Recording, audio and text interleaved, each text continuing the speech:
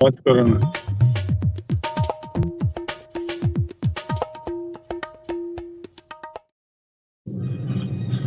नमस्कार दोस्तों, OCN network में आपका स्वागत है। मैं हूँ ओमकार चौधरी।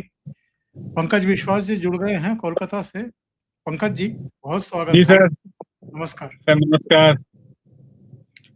तो कल तो शुभेंदु अधिकारी का जो स्वागत हुआ है डायमंड हार्बर इलाके में, लाखों की भीड़ सड़क के दोनों तरफ, और वहां उन्होंने एक चेतावनी भी दी है। उन्होंने कहा है कि ये जो पुष्पा है, अब ये मेरी जिम्मेदारी है। और उसका एक करीबी सऊद सईदुल खान, उसको भी गिरफ्तार किया गया। ये पंचायत का, शायद पंचायत समिति का उपाध्यक्ष है। दूसरे ये भी एक सूचना आ रही है, मैं कहीं देख रहा था कि फाल्टा इलाके में टीएमसी बिल्कुल निष्क्रिय हो गई है। तो ये दो तीन घटनाक्रम क्या बताते हैं? सर दो तीन घटनाक्रम यही बताते हैं कि जितना भी गुंडागर्दी था टीएमसी का, वो तो एकदम खत्म हो जाएगा, मतलब खत्म हो गया है बकायदे। और सबसे बड़ी बात है कि शुभेंदु अधिकारी जी ने जब वो डायमंड हार्बर के जो बादशाह थे, बेताज बादशाह, जिनका वो डायमंड हार्बर मॉडल था, अभिषेक बनर्जी, जब उनके स्वागत के लिए शुभेंदु अधिकारी आगे आगे उन्होंने बताया है कि 24 अलग अलग प्लॉट है जो इलीगल तरीके से भतीजे और उनके परिवार के लोगों ने कब्जाया है। लिप्स एंड बाउंड्स के नाम पे वो संपत्ति है, और लिप्स एंड बाउंड्स वही कंपनी है जो कंपनी को सामने रख के बहुत सारी सेल कंपनीज के थ्रू अभिषेक बनर्जी पूरा अपना साम्राज्य चलाते थे पूरे वेस्ट बंगाल में, पश्चिम बंगाल में। तो ये तो एक छोटा, ये जो पुष्पा है ये तो एक छोटा, मतलब क्या कहें, एक बहुत छोटा ये नेता है। अब तो अभिषेक बनर्जी के स्वागत के लिए शुभेंदु अधिकारी तैयार हैं। तो ये जो पुष्पा है, इसको जब चाहेंगे तब वो उसका जो काम तमाम हो जाएगा। काम तमाम मतलब मतलब उनका पॉलिटिकली काम तमाम, क्योंकि ये तो क्लोज एसोसिएट था उस इलाके में अभिषेक बनर्जी का। और उस इलाके में इसका तो मेन काम पैसा उठाना वगैरह था, और चुनाव के समय हिंदुओं को डराना, हिंदुओं को वोट न देने देना। क्योंकि हिंदू तो पूरी तरीके से पूरे बंगाल में सबको पता है, अब तो ये ओपन सीक्रेट है कि उनका वोट कंसोलिडेट हो गया है बीजेपी के तरफ। तो चुनाव से पहले ये अभिषेक बनर्जी जो 7 लाख वोटों से जो जीतते थे, इनका जो डायमंड हार्बर मॉडल था, ये मॉडल वही मॉडल है कि किसी को वोट न डालने दो, हिंदुओं को खास करके।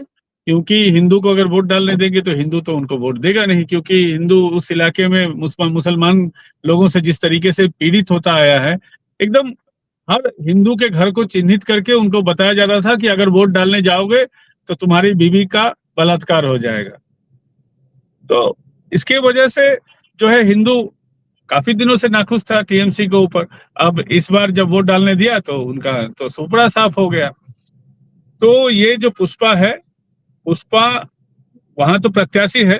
मैं आपको सर एकदम ओपनली आपको बताता हूं कि जितने दिन तक चुनाव है, 21 तारीख तक, तब तक पुष्पा बाहर रहेगा। क्योंकि प्रत्याशी है, उसको गिरफ्तार कर लेंगे तो अब तो टीएमसी बोलेगी कि देखो जी, सरकार में आने के बाद भी ये लोग इस तरीके से अपना गुंडागर्दी चला रहे हैं। तो 21 तारीख तक वो बाहर रहेगा। चुनाव जो ही खत्म होगा, पुष्पा का भी इलाज होगा। जिस तरीके से अलग अलग टीएमसी नेताओं का इलाज हो रहा है, उस तरीके से पुष्पा का भी इलाज होगा। कल उन्होंने एक बात और कही है पंकज जी। उन्होंने कहा है, मुझे फाल्टा में 1 लाख की जीत चाहिए। उन्होंने ये भी कहा है कि पिछले 10 साल में इस पूरे क्षेत्र के मतदाता दहशत में थे, डरे हुए थे, वोट नहीं डाल पा जी रहे जी थे। जी। और इस बार वो स्वतंत्र तरीके से बेखौफ होकर के वोट डाल पाएंगे। तो क्या टीएमसी ने ये जान लिया है कि अब फाल्टा में उसकी दाल नहीं गलने वाली है, इसलिए बताते हैं कि अभी तक ऑफिस भी ठीक से रन नहीं कर रहा है उनका? सर मैं एक घटनाक्रम आपको बताता हूँ, 2 घटनाक्रम, जिससे आपको पता चल जाएगा कि क्यों टीएमसी इतनी डरी हुई है। हिंदू का तो वोट पूरी तरीके से खत्म है, ये तो उनको भी मालूम है। सर आपको पता होगा या आपने देखा भी होगा, हमारे दर्शक को भी पता होगा, कि जब चुनाव खत्म, रिजल्ट भी नहीं, त्यूरी के जो विधायक थे जगन्नाथ चट्टोपाध्याय, उनके पास मुस्लिम पक्ष के कुछ प्रतिनिधि गए थे कि अगर आप लोग जीतते हैं तो उसके बाद हम आपका साथ देना चाहेंगे जीतने के बाद। तो उनसे मिलने गए थे। और 3-4 दिनों पहले की बात है, बीजेपी का जो स्टेट ऑफिस है सॉल्ट लेक में, वहां बीजेपी का जो मुस्लिम मोर्चा है उनके अध्यक्ष के पास जमीयत उलेमाए हिंद के जो प्रतिनिधि दल है वो गए थे जीतने के बाद। तो अब हिंदू तो हिंदू, मुसलमान का वोट भी अब टीएमसी के पास नहीं जाएगा। जमीयत उलेमाए हिंद का बीजेपी के पास जाने का स्पष्ट मतलब है कि वो भी सरेंडर कर चुके हैं, क्योंकि वो तो खुल्लम खुल्ला फतवा जारी करके, ये जमीयत उलेमाए हिंद और जितने भी मौलवी मौलानाओं का जो संगठन था, ये फतवा जारी करके टीएमसी के पक्ष में वोट करते थे।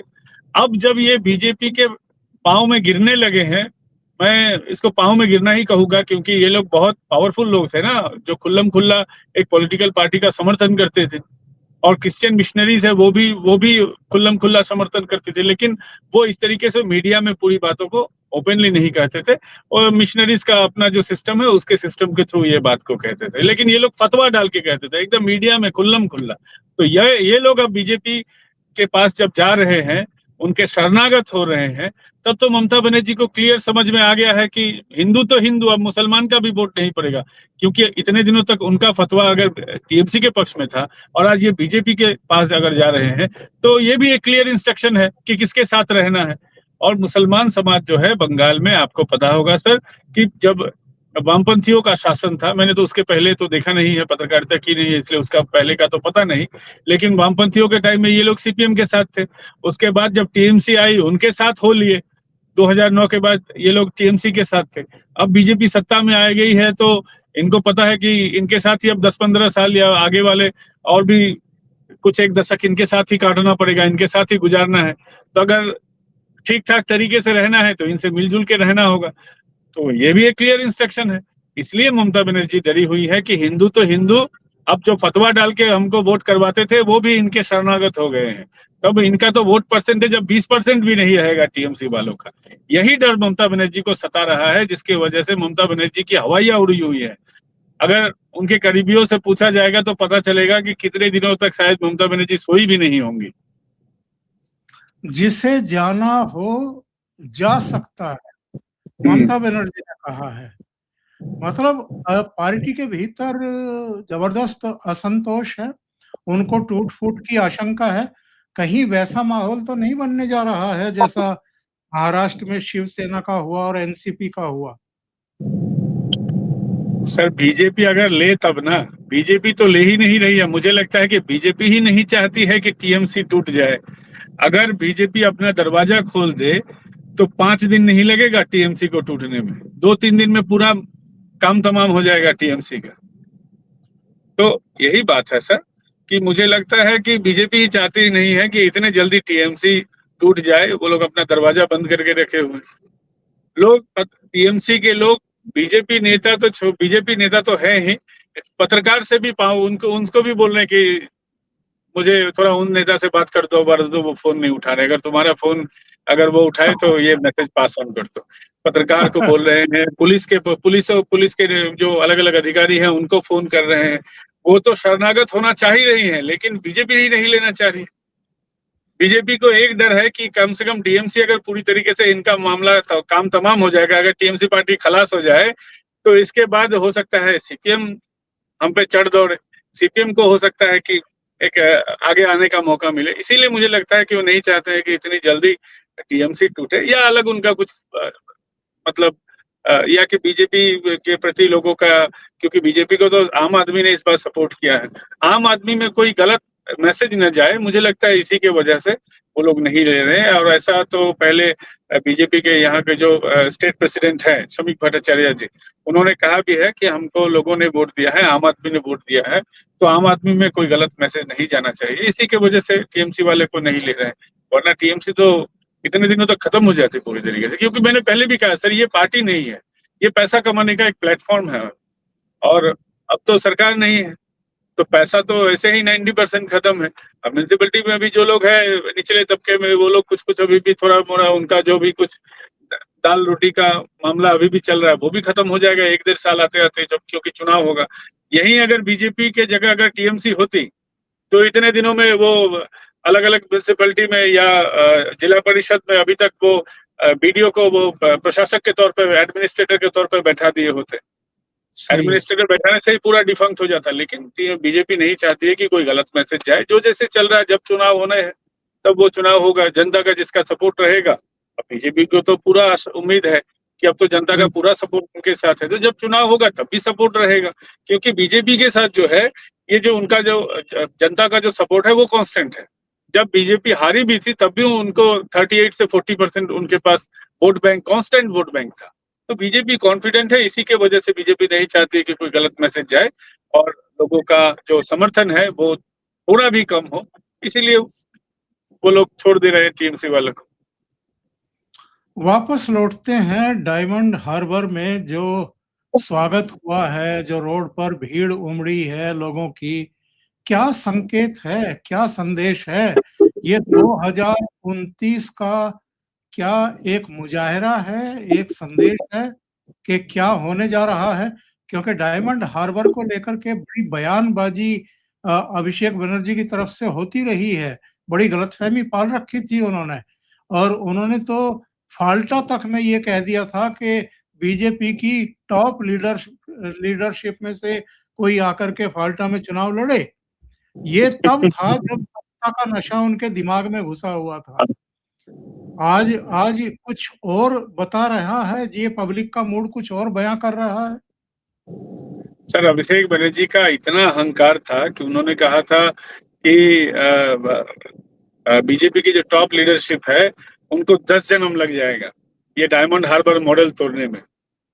और अभी उनका ग्रह नक्षत्र देखिए इतना खराब है कि ये डायमंड हार्बर जो मॉडल है, ये डायमंड हार्बर मॉडल का तो डायमंड चुनाव होने के 10 दिनों के अंदर चकनाचूर हो गया।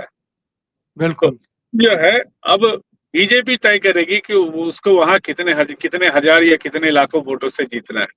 सबसे बड़ी बात है कि वहां मुझे लगता है कि पूरा एग्जैक्ट फिगर मुझे पता नहीं है, लेकिन 65% के आसपास वहां हिंदू वहां पॉपुलेशन है। 63 या 65 इसके बीच में कुछ होगा नंबर। तो मैं अगर वो 65 के आसपास भी पकड़ूं तो ये एनफ पॉपुलेशन है बीजेपी को किसी कॉन्स्टिट्यूएंसी में जिताने के लिए। क्योंकि बीजेपी का जो है 90% वोट जो आता है वो हिंदुओं से आता है, 90-95%। और हिंदू वोट का जो कंसोलिडेशन है उसके हिसाब से जीतने के लिए तो 50% पॉपुलेशन होगा, तभी तो वहां से जीत जाती। तो एनफ पॉपुलेशन है वहां बीजेपी को जीतने के लिए। क्योंकि मुसलमान तो वोट नहीं देंगे, ये मैं पकड़ के ही चल रहा हूँ। लेकिन अभी जो हालात है या अभी जो आसार है उससे लगता है कि मुस्लिम का भी एक बड़ा वोट बीजेपी के पास जाएगा, शुभेंदु अधिकारी के पास जाएगा। क्योंकि ये मुसलमानों के लिए भी एसिड टेस्ट है। क्योंकि ये ऐसा इलेक्शन है, अगर इसमें मुसलमान वोट का कुछ परसेंटेज जाएगा तो बीजेपी के नेता तो ऐसे ही मुसलमान लोगों से थोड़े से नाखुश है। बीजेपी के रितेश तिवारी ने बोला है, मुझे जिन लोगों ने वोट ही नहीं दिया है, जिनका मैं समर्थन ही नहीं मिला, अब वो मुझसे क्यों समर्थन मांगेंगे। हालांकि डेमोक्रेसी में ऐसी बातें नहीं कहना चाहिए, क्योंकि प्रधानमंत्री नरेंद्र मोदी खुद बोलते हैं, खुद वो कहते हैं कि सबका साथ सबका विकास, मैं सबका प्रधानमंत्री हूँ, सबका प्रधान सेवक हूँ। लेकिन आप है तो वो हाड़ मांस का आदमी है, उसको तो खराब लगेगा ही। अब मुझे लगता है कि इस नेगेटिव इमेज को तोड़ने के लिए मुसलमान भी आगे आएंगे कि नहीं नहीं साहब, हम लोग भी आपके साथ हैं। अब डायमंड हार्बर मॉडल जब था तब था, उस समय मुसलमान भी डरा हुआ था कि अगर बीजेपी को वोट देंगे, क्योंकि उस समय एक तरह टीएमसी का तो फतवा रहता ही था, उसके बाद मस्जिद में जाना पड़ता था। उनका जो एक मुसलमानों की भी देखिए, उनका भी एक प्रॉब्लम ये था कि उनको एक अपने सोशल सिस्टम के अंदर रहना पड़ता था।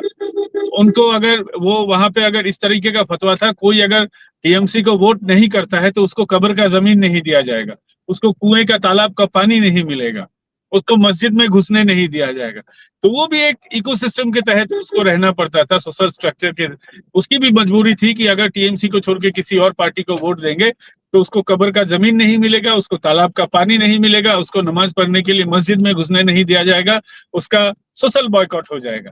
जैसे बिहार और उत्तर प्रदेश में हमारे गांव देहात में बोला जाता है हुक्का पानी बंद कर देना, तो वो हुक्का पानी बंद कर देने वाला सिस्टम मुसलमान पे भी लागू होता था, जिसके वजह से उनकी भी मजबूरी थी कि उनको टीएमसी को वोट देना पड़ता था। अब वो मजबूरी है नहीं, जमीयत उलेमा के हिंद के लोग ही एकदम बीजेपी के शरणागत हो गए हैं, इसका मतलब वो फतवा अब खत्म है।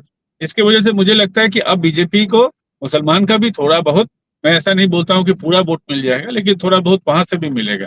जिसके वजह से अब बीजेपी को पहले से ज्यादा फायदा रहेगा वोटिंग परसेंटेज के हिसाब से। तो डायमंड हार्बर मॉडल जो है वो एक इतिहास है, उसको वो शांति निकेतन वाला जो घर है वहां पे कहीं ये डायमंड हार्बर मॉडल चिपका देना चाहिए कि एक ऐसा मॉडल हुआ करता था, और म्यूजियम में 5 रुपया 10 रुपया टिकट लगा देना चाहिए जनता को। और उस पैसे का बेचारे का तो अब इनकम बंद हो गया है, तो चूंकि उसका इनकम बंद हो गया है तो उसको कुछ पैसा मिलता रहे उस म्यूजियम से, और वहां पे ये डायमंड हार्बर मॉडल का वो एक ये चिपका देना चाहिए मुझे लगता है। योगी बाबा का बुलडोजर हावड़ा स्टेशन के आसपास दिखाई दिया है। सर वो तो मुझे लगता है मोदी बाबा का बुलडोजर है क्योंकि योगी बाबा तो उत्तर प्रदेश के हैं और प्रधानमंत्री पूरे भारतवर्ष के हैं। तो रेल तो केंद्र सरकार की जमीन है, तो वो मेरे हिसाब से मोदी बाबा का बुलडोजर है। रेलवे की जितनी भी जमीन है वहां पर इलीगल इंक्रोचमेंट था, उसको हटा दिया गया है, और वो सर मतलब कॉन्स्टेंटली हर जगह चल रहा है। रेलवे की जितनी भी जमीन है अलग अलग जगह में, कोलकाता के आसपास सबर्बन में मैंने देखा है कि नोटिस पड़ना शुरू हो गया है।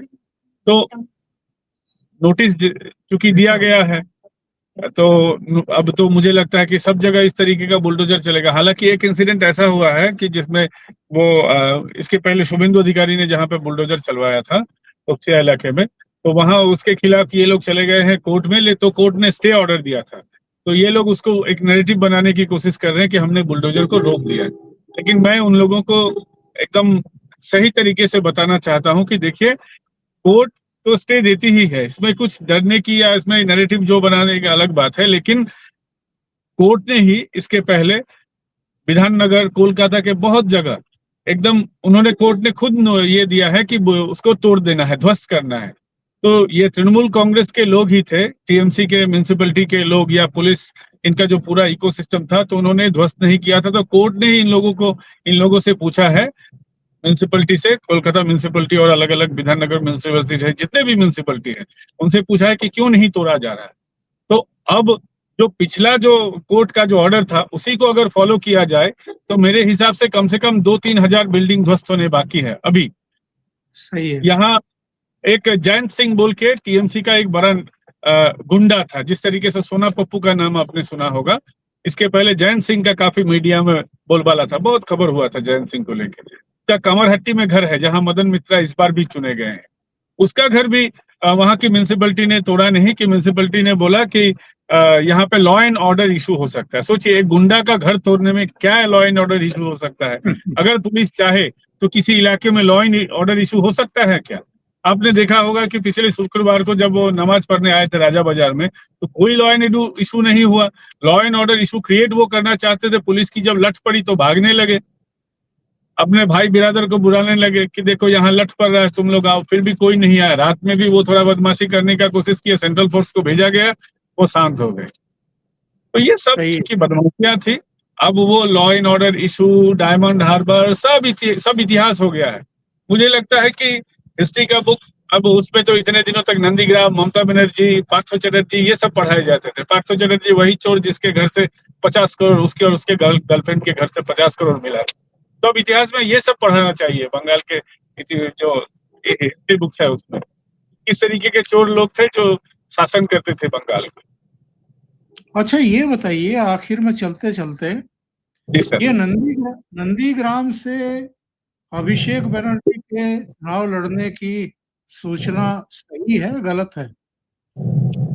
सर मुझे नहीं लगता है अभिषेक बनर्जी में इतना उनका मतलब जोश हाई होगा, या इतना उनमें कूदा है कि वो नंदीग्राम जाकर लड़ेंगे। उनकी फुआ तो खुद अपना पॉलिटिकल कैरियर खत्म कर चुकी हैं। अब अभिषेक बनर्जी अपना अगर पॉलिटिकल कैरियर खत्म करना चाहते हैं तो वो वहां जा ही सकते हैं। इनके लिए 80-90% मुस्लिम वोट वाला जगह भी अभी सेफ नहीं है।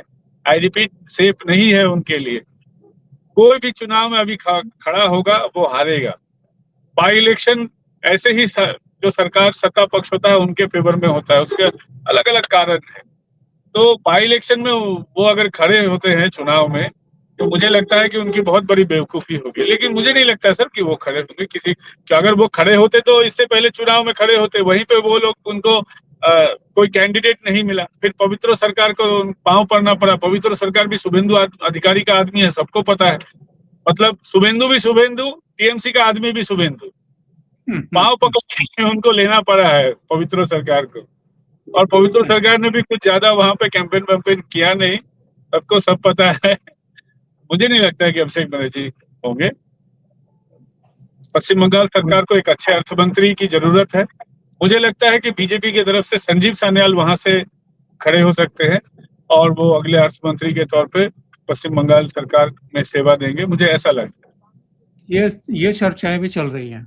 पंकज जी, जी। बहुत बहुत धन्यवाद आपका जुड़ने के लिए, और संडे को आपको परेशान किया, परिवार का समय था ये, नहीं सर, नहीं तो सर। आप फिर भी जुड़े, आपका बहुत धन्यवाद। Thank you so much. बहुत बहुत नमस्कार। धन्यवाद।